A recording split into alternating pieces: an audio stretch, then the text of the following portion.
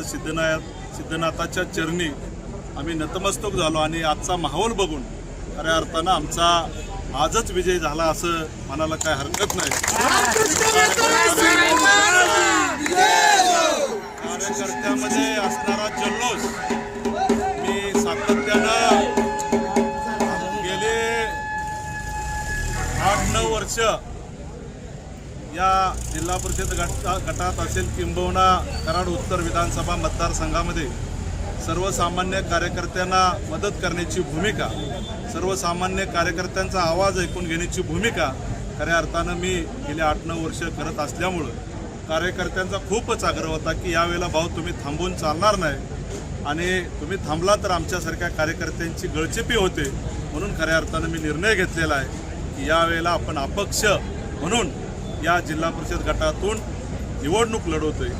मी या ठिकाणी उपस्थित असलेले सर्व माझे कार्यकर्ते यांना मनापासूनचे धन्यवाद देईन की त्यांनी या आजच्या कार्यक्रमासाठी खूप मोठ्या संख्येनं उपस्थित साहेब, गेल्या 25 वर्षात तुम्ही कमळ पोचवण्याचं काम केलं घरोघरी या मतदारसंघात किंवा जिल्ह्यात सुद्धा।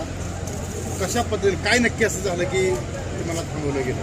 काय ठराविक नेत्यांना माझ्यासारखा कार्यकर्ता किंबहुना अमित नाना असेल किंवा आमच्या अनेक कार्यकर्ते यांना या ठिकाणी नको होतं, म्हणून खऱ्या अर्थानं आमच्यासारख्या अनेक कार्यकर्त्यांची या ठिकाणी एबी फॉर्म दिले नाहीत आणि आमची तिकीटं कापली।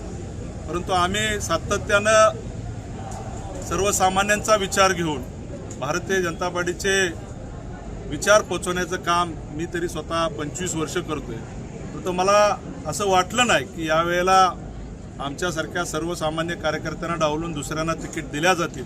परंतु तो प्रकार आपण सगळ्या माध्यमांनी किंबहुना सर्व जनतेनं बघितला आहे की या जिल्हा परिषद गटामध्ये काय प्रकार घडला आणि कशा प्रकारे या ठिकाणी तिकिटा देण्यात आल्या।